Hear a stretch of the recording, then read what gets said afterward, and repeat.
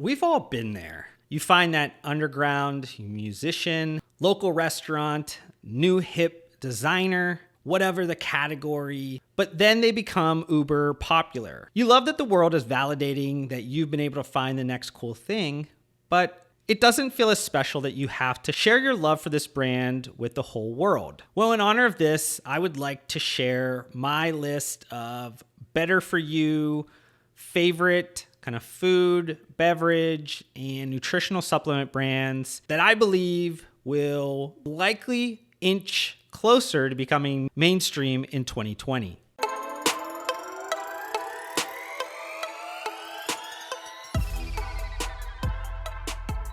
I kind of sort of love creating these lists, partly because I love kind of sharing my knowledge with you guys, and especially on like cool brands that I've been able to find maybe before they hit the mainstream.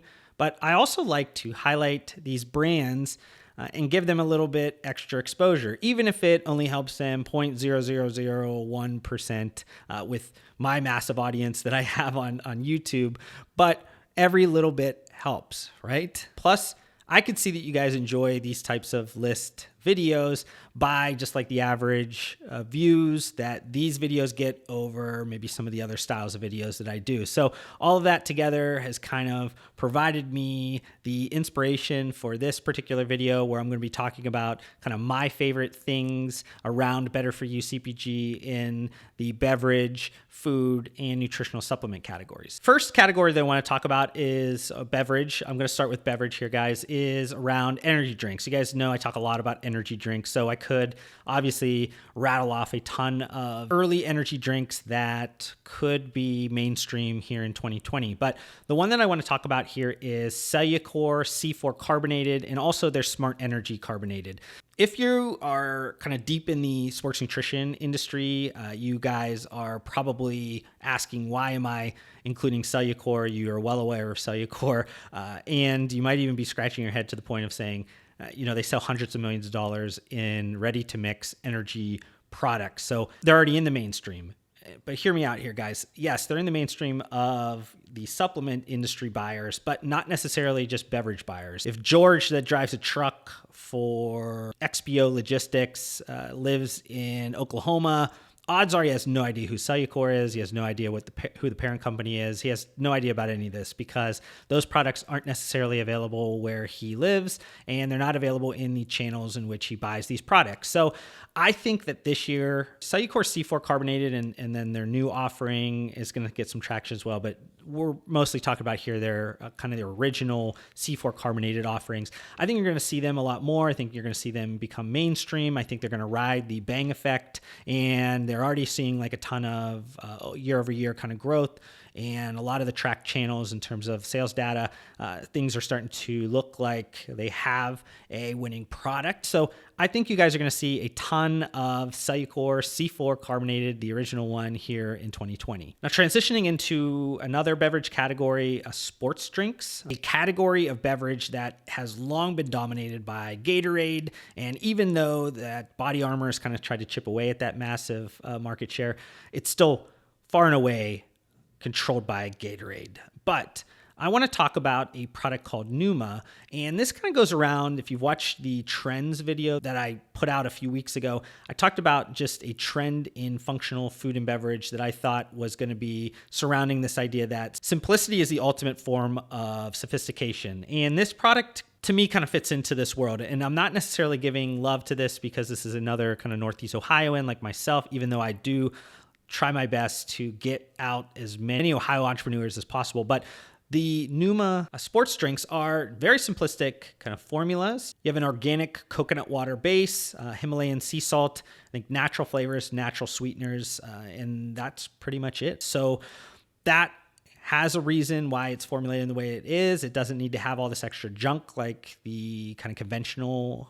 sports drinks have. And they also have some interesting flavors and things of that nature to kind of spice it up a little bit on that point to create some differentiation. And to kind of throw a little extra one in there, I also talked about like sustainability in that video as well around trends. And these products are in a Tetra Pak, so there is also some sustainability, recyclability elements that go into the packaging on that product. Final beverage category that I want to talk about, I just kind of lumped a bunch of things together into this like functional beverage category. And the brand that I want to highlight here is called REBBL, or REBBL. And you guys might have heard of REBBL, might have not heard of REBBL, but this is a company, a purpose-driven company that was actually created to produce revenue and help a nonprofit that was started before this by the same entrepreneur. And basically, he brought a lot of those elements from the nonprofit into this company. So they are looking for certain ingredients. The ingredients in terms of what they use are sourced from areas in which this nonprofit really focuses on. So they're ethically sourcing these ingredients. The product as a whole, it's kind of plant-based elixirs, coconut milk based. There's adaptogens and different kind of ingredients in there in terms of herbal or botanical type ingredients that are into these drinks. It's a very unique drink overall, and one that I think is going to finally get a lot more traction here in 2020. Now, shifting away from beverages and into foods, I'm going to cover snacks here first. If we're going over savory snacks here, the brand that I want to highlight here is IWON Organics. Now, I'm the furthest thing from a flexitarian, a vegetarian, a vegan, anything like that. So I am not a traditional consumer of plant-based snacks. Because of that, a good buddy of mine, Mark Samuel, the owner of IWON Organics, was quick to send me a bunch of stuff when he did some redevelopment of flavors and products and things of that nature, because he wanted to get my opinion on it, being that he knew that I was not the actual consumer. I was used to conventional savory snacks, and that I was going to base my comparison off of these conventional savory snacks, not necessarily saying, oh, this is great for a plant-based savory snack. And now, I mean, there is a ton of SKUs, flavors that I love.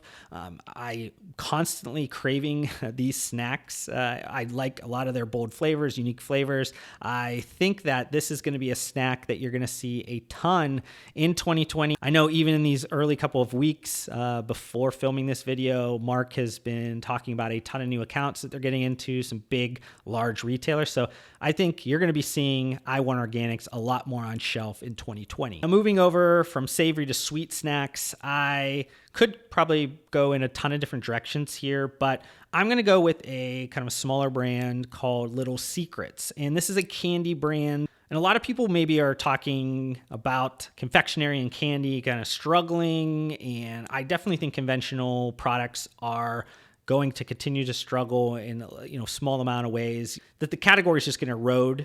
But I don't necessarily think that indulgence, candy, sweets are not going away completely. So I think they're getting replaced by maybe better for you or some ingredients that are much better sourced. I want to tell you about Little Secrets, even though I'm not the kind of person that tells secrets. But I like the relatability of the forms of Little Secrets. They didn't try to recreate the wheel. So they have products that resemble M&Ms. They have products that resemble Kit Kats. And though they might have some different flavor profiles, some unique flavors to differentiate them, they take form in things that we're used to. But they're taking on a better profile of ingredients. So you have fair trade chocolate, no artificial colors or sweeteners, and they don't use any corn syrup. Moving into kind of meat snacks, and I didn't open this up to meat snacks. I'm talking traditional here. I'm talking actual animal flesh. I'm not going to be talking about plant-based like jerkies and things like that, even though I could have obviously talked about somebody like Louisville vegan jerky, or maybe some of the fruit jerkies and things that are kind of popping up lately. But I want to kind of just talk about meat, animal flesh. And it's, again, I go back to, I'm not a flexitarian in any kind of stretch of the imagination, probably from the traditional sense. I'm definitely not a vegan or a vegetarian. So I want to talk about a company called the new Primal. And the company is diversified a lot from just traditional meat snacks. That's what they kind of got into the business with. But I know now they have some different product offerings and things. But I want to focus around just their kind of meat snack offerings. But they use 100% grass-fed, grass-finished beef. All their products are certified paleo. They're certified gluten-free. They're naturally sweetened. And then all the meat that they use is not added hormones or antibiotics or anything like that. So it's just like better product overall. Then you're talking about conventional products. So meat snacks as a whole has continued to grow, and I think that you're going to see more consumers start to get mindful, kind of critical around the ingredients of their meat snacks, start shifting some of their spending towards a company like the new Primal. Now, moving into a category like breakfast, I want to talk about a cereal brand that I think is going to be making a ton more noise here in 2020, and this is called Magic Spoon. So Magic Spoon is a company that the founders had also created another unique kind of startup, one that I still think has some legs, but is still early. And this is around like insect protein. They created a company called Exo, which has a insect bar. They might have an insect protein and things now, but they, being lovers of cereal, decided to create a better for you cereal that also is relatable and not something that is like overly healthy and tastes like this like super fibrous type of cereal that you see a lot around, like when we're talking about healthier for you or better for you type of cereals. So talking about flavors, the relatable flavors, they have like a cocoa one, a frosted one, a fruity one, and a cinnamon one that kind of relates to very popular cereals that are out there. And these cereals are gluten-free, they're keto, paleo friendly, and they also have like a very limited ingredient list. They're high protein. So just a different overall like profile than you're going to have with traditional cereals. And I think that that's going to garner a lot of attention here when they maybe move off of just a direct to consumer model and try to get on shelf at retailers. I'm talking about center aisle, and this kind of lumps a bunch of categories together too. And I didn't want to make this video like a 45-minute love fest that I am talking about brands that I like, but want to talk about a company called Wright Rice. So right now, carbs are just kind of the devil, sugar's the devil. It just kind of seems like that whole macronutrient is just getting some hate. And a bunch of brands are trying to figure out, how do we adopt conventional products that people like, forms that people love, pastas, rices, things like that. And how do we adapt them for the tastes of Americans today? And Wright Rice is doing it by using different kind of vegetable flours and combining it with like lentil and chickpea flours to create like a riced vegetable product that resembles products that is in our daily diet, these starchy carbs that are now seeming to get less love from a lot of consumers. More of these like vegetable adaptations of like starchy carbs be prominent in the grocery store. And I think Wright Rice is going to be one that you're going to see the name show up a lot more. Moving into frozen, I could have went straight to ice cream, because if anybody knows me personally knows that I love ice cream, but I'm an ice cream purist. I'm one that I do not want my ice cream to be better for me. I would love my ice cream to be full of fat and full of sugar. So I'm not even going to touch ice creams because it wouldn't fit into the model of this video. So I'll go with another loved product of mine, and that's around pizza. So I'm going to be talking about here Cappello's. And if you tried Cappello's before, they had like this grain-free crust that, I don't know, wasn't all that appealing. I tried it once. They've moved on to more of like an almond flour base, which has created a better like overall experience. I think the texture is better. The crunch that you get from the crust is better. Just overall a much better product. So I think you're going to see those become more popular in your grocer's freezer. I think you're also going to see some of the other products. They have some other really good products around pastas that they're doing with almond flour, and also cookie dough that has an almond flour base to it. Now, shifting away from the food, covered beverage, even though you're going to see I'm probably going to touch a little bit back on beverage, but the overall like nutritional supplement category I kind of want to talk about here. And the first category I'm going to talk about here is what we're going to consider like caps, powders, pills, or like the traditional forms of nutritional supplements. And the brand that I want to talk about is Wild Foods Company. By the name itself, you probably am already guessing that by me saying traditional does not necessarily mean that this is going to be boring traditional products. The Wild Foods Company has a ton of like food supplement products. They definitely believe in whole foods. They don't want you to replace a bunch of things with supplements. And products, they have things like, mushroom-based elixirs. You have some different tea combinations, some different coffee combinations, some healthy fat products, some superfood type drinks.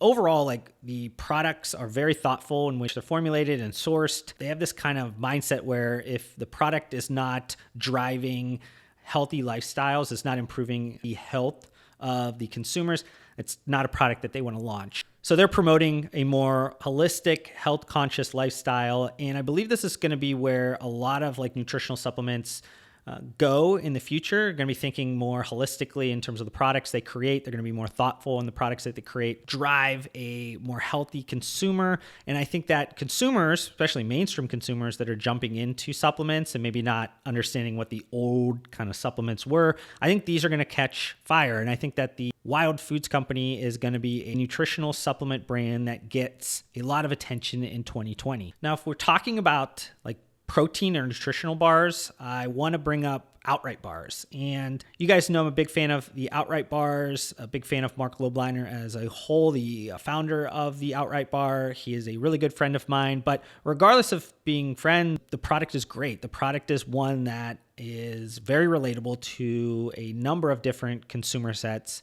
I think that it has an extremely good experience when you have the product, even when it ages past 6 months, which is definitely a struggle for a lot of the protein bars that are out in market today. They get hard and they're tough to eat after 6 months. Kind of every day after that, you're kind of playing with fire. I've tried bars a year after they've been created and they still have a very good experience around them. So I think like nut butter based bars are the next kind of product for nutritional or protein bars to be the next hot thing. I think the Mondelez International transaction, the acquisition of Perfect Snacks, proves that there is a lot of interest in these types of bars. They are a little bit different and a little bit better, I think, than an RX bar. And I think they also are better than the previous kind of popularized bar, Quest bar. So I think this is the next bar. I think you're going to see the Outright bar in a ton more places here in 2020. And the last product category that I want to talk about is around like CBD products. And I talked about jumping back into something that maybe should have been talked about in the beverage category, but the product that I want to talk about within the CBD category is Recess, and this is the beverage Recess. It's another product that I've talked about a ton about in 2019, and I think that 2020 is going to be the year, especially if CBD gets the proper regulatory okay in low dose. I think you're going to see Recess be one of the biggest beverage players in the space and likely probably going to get acquired very quickly when all that federal legalization kind of stuff get sorted out. But the Recess beverage is one that has some extra like adaptogens, which is another kind of hot kind of trend here in terms of ingredients. You have some interesting packaging. But what I like most about Recess is that they're building a compelling brand, not around an ingredient in the sense of like, whoa, we have CBD, great, you should buy it, but actually building around a problem that needs to be solved here in the United States. And I kind of love the copy that they use on their website. Let me read it for you guys real quick, but it says, "We all have too many tabs open in our browsers and in our brains. That's why we made Recess. Each can is a moment to reset and rebalance. It's how you wish that 2 p.m. coffee would make you feel." So this brand is really built around the overall like mobile millennial feeling. It honestly is a very well composed brand, and the experience that you get with Recess, I think, is very noticeable, and it's placing itself like right inside of this like anxiety economy that includes the mindfulness movement. So I hope you guys liked my video around my favorite things, a few of my favorite things, I guess, better for you CPG product categories within beverages, foods, and nutritional supplements. If you guys have some of your favorite brands that you guys want to bring attention to, make sure you guys do comment below in this video or any of the social media posts that I make around this video. If you guys are not following me on any of my social media, the links are down below. Would love for you guys to follow me there. And if you guys would like to support me, all I ask is that you hit the like button here, maybe shoot a comment or two to help the algorithms out. But I'll see you guys on the next video.